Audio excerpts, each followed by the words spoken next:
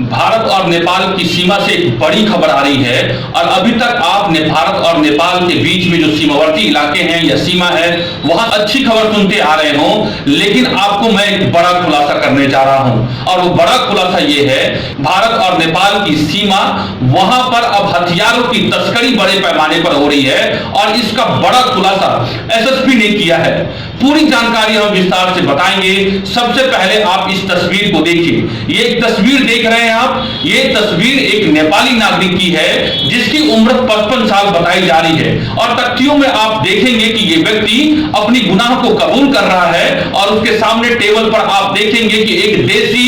कट्टा है और 2 जिंदा कारतूस बरामद। जो एसएसबी की जो नारी कैंप है, परमात्मा सिंह के नेतृत्व में इस पूरी सफलता मिली है एसएसबी को। पूरा मामला क्या है हम आपको विस्तार से बताएंगे। मैं हूं पंकज कुमार और आप सभी देख रहे हैं द इंडिया प्लस न्यूज। सबसे पहले आप इस तस्वीर को देखिए। ये तस्वीर देख रहे हैं आप, देखने में ये आपको सामान्य तस्वीर लग रही होगी, लेकिन ये तस्वीर भारत और नेपाल के बीच में जो बदलते हुए सीमा पर जो हलचल है, इस तस्वीर को बयां करता है कि किस तरीके से भारत और नेपाल, जो खासतौर पे जो सीमावर्ती इलाके, बिहार से सटे हुए जो इलाके हैं, वहां के सीमावर्ती इलाके में हथियारों की तस्करी बड़े पैमाने पर हो रही है। इस तरह की खबर लगातार एसएसबी को भी और हमारे पास भी इस तरह की सूचना पहले से रही है, लेकिन शायद ये खबर पहली बार द इंडिया प्लस न्यूज को हाथ लगी है और एसएसबी को ये एक बड़ी सफलता इस मायने में हाथ लगी है कि जो खबर अभी तक सिर्फ सुनी जाती थी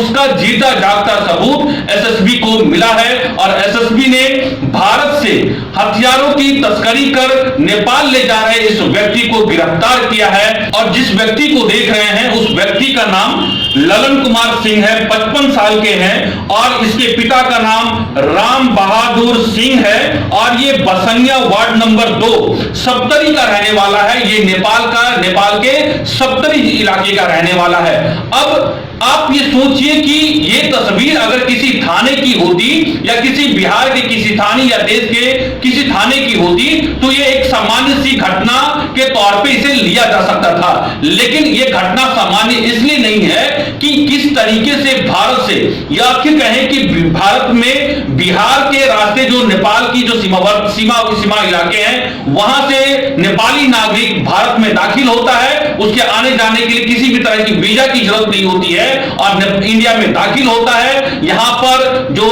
देसी कट्टा है, जो स्थानीय भाषा के तौर पे कहते हैं देसी कट्टा खरीदता है। 2 जिंदा कारतूस बरामद किए गए हैं। ये खरीद करके बिहार के जो जानकारी मिल पा रही है हम तक, ये जो जानकारी हम तक मिल पा रही है उसके मुताबिक ललन कुमार सिंह जो नेपाल के सप्तरी का रहने वाला है, बसनिया के रहने वाला है, ये नागरिक बिहार के पश्चिमी चंपारण से इस देसी कट्टे को खरीदता है। और आप समझिए कि पश्चिमी चंपारण और जो भारत और नेपाल, बिहार और नेपाल का जो सीमा है वहां से कई सौ सैकड़ों किलोमीटर दूर वहां से इस देसी कट्टे को खरीदता है। वहां 2 जिंदा कारतूस जो है वो खरीदता है और वो बहुत आराम से, आप समझिए, और जब ये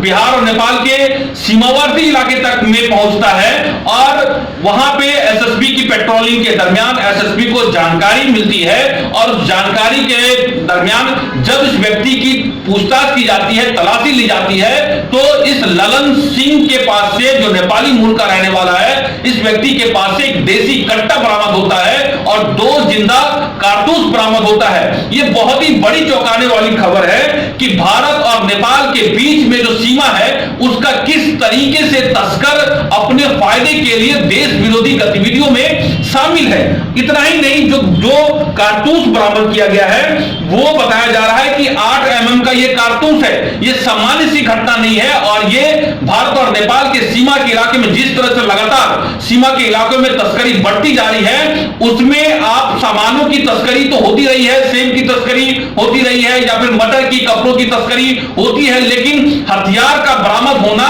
यह बेहद संगीन मामला है। इसलिए कि आपको मालूम है कि भारत में किस तरीके से नेपाल के रास्ते, या फिर यूं कहें कि जो आतंकवादी भारत में दाखिल होते हैं नेपाल के जरिए और हथियारों की तस्करी की इस तरह की खबर आती रही है और ये पहली बार सफलता मिली है। जो जानकारी हम तक मिल पा रही है, 18वीं वाहिनी सशस्त्र सीमा बल के CMY नारी के कंपनी कमांडर परमात्मा सिंह के नेतृत्व में सीमा चौकसी अंधारमंड से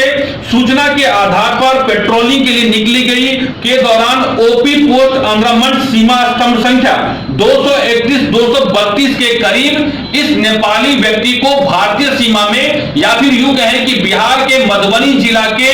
अंधारमंड इलाके में इस नेपाली व्यक्ति को हथियार के साथ गिरफ्तार किया गया है और इसका इरादा बहुत नेक नहीं था। जो जानकारी द इंडिया प्लस न्यूज के पास जानकारी मिल रही है, देसी कट्टे का इस्तेमाल, देसी पिस्टल का इस्तेमाल वहां पर वो किडनैपिंग के लिए भी इस्तेमाल करने वाला था। ये जानकारी हम तक मिल पा रही है। तो ये अपने आप में एसएसबी की टीम के लिए, 18 बटालियन के लिए एक बड़ी सफलता है और लगातार ये हम लगातार अपने वीडियो में हम आपको भारत और नेपाल, बिहार और नेपाल की जो सीमावर्ती इलाके हैं जहां पर एसएसबी की तैनाती की गई है, वहां आप लगातार हम इस तरह की खबर आपको देते रहते हैं कि क्यों भारत और नेपाल के सीमावर्ती इलाकों में हलचलें बढ़ गई हैं, किस तरीके से ये तस्करों के लिए सबसे सुरक्षित रूट माना जा रहा था और लगातार केंद्र सरकार के पास, मोदी सरकार के पास इस बात की सूचना रही है कि किस तरीके से ये जो भारत और नेपाल, बिहार और नेपाल के बीच में सैकड़ों किलोमीटर जो खुले सीमा है उसका इस्तेमाल जो तस्कर हैं इस पूरे गतिविधियों का इस्तेमाल जो है देश विरोधी गतिविधियों में कर रहे हैं और इस बात की सूचना एसएसबी को भी है और एसएसबी के माध्यम से जो इंटेलिजेंस सीमा पर तैनात है उसके माध्यम से केंद्र सरकार तक इस बात की सूचना लगातार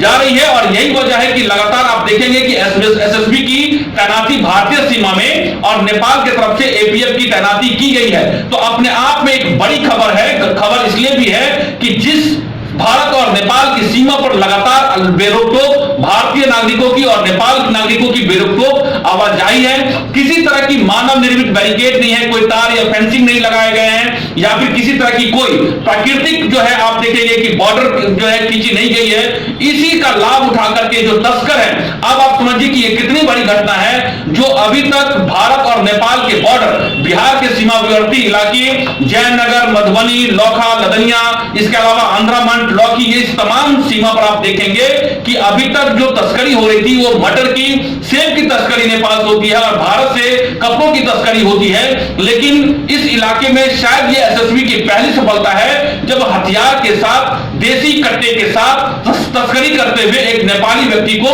गिरफ्तार किया गया है। और लगातार द इंडिया प्लस न्यूज के पास भी जानकारी रहती है, मिलती रहती है, लोग बताते हैं कि देसी कट्टों का कारोबार इस सीमा इलाकों में लगातार होती है। पुलिस पर लगातार सवाल, बिहार पुलिस जो सीमावर्ती इलाकों में तैनात है वहां पर है, एसएसबी की तैनाती है, इसके बावजूद भी जो तस्कर हैं उसके हौसले बुलंद हैं, बेखौफ तरीके से भारत और नेपाल, बिहार और नेपाल के सीमावर्ती इलाकों में तस्करी कर रहे हैं जिसमें हथियारों की भी तस्करी हो रही है। इसके अलावा जो है नशे का भी कारोबार हो रहा है। इस मायने से इस पूरे इलाकों में एसएसबी को और सख्ती बरतने की जरूरत है और पेट्रोलिंग बढ़ाने की जरूरत है और लगातार बिहार पुलिस को भी बेहतर काम करने की जरूरत है क्योंकि वहां के लोगों के पास जानकारी होती है लेकिन एक अविश्वास और डर की वजह से वो सूचना जो है वो बिहार पुलिस तक या फिर यूं कहें कि संबंधित अधिकारी हैं या फिर जवान हैं उन तक पहुंचाने से हिचकते हैं। इस मामले में लगातार ये जरूर कहा जा सकता है कि ये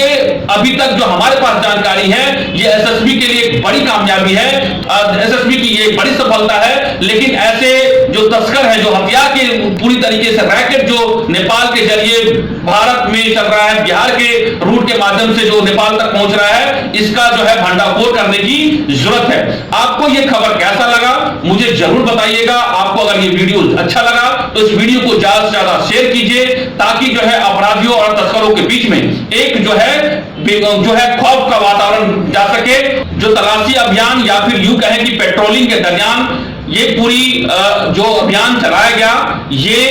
जो बीओपी कैंप, जो समवाय कैंप, जो नारी कैंप है, उनके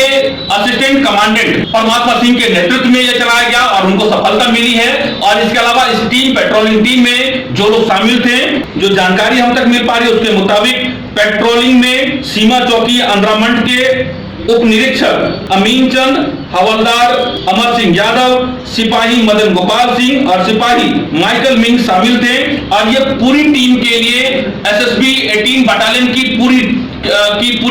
बटालियन के लिए एक बड़ी सफलता के तौर पे इसे देखा जा सकता है। लेकिन इस बीच में लगातार जिस तरीके से तस्करों के हौसले बुलंद है, उसमें कुछ क्षेत्र में एसएसबी पर भी लोग सवाल उठा रहे हैं। एसएसबी के कुछ लोग शायद इसमें मिली भगत है, यही वजह है कि तस्करों पर उस तरीके से लगाम नहीं लग पा रहा है जिस तरह की अंकुश या खौफ जो है वो तस्करों के बीच में होनी चाहिए। ये वीडियो आपको कैसा लगा मुझे जरूर बताइएगा। मैं हूं पंकज कुमार और आप सभी देख रहे हैं द इंडिया प्लस न्यूज। अगर आप चाहते हैं कि आपको इस तरह का इंफॉर्मेटिव वीडियो मिलता रहे तो आप हमारे चैनल द इंडिया प्लस को सब्सक्राइब करना ना भूलें। साथ में आप बेल आइकन को दबाना भी ना भूलें ताकि आपको नोटिफिकेशन मिलता रहे। आप हमारे इस वीडियो को शेयर भी कर सकते हैं।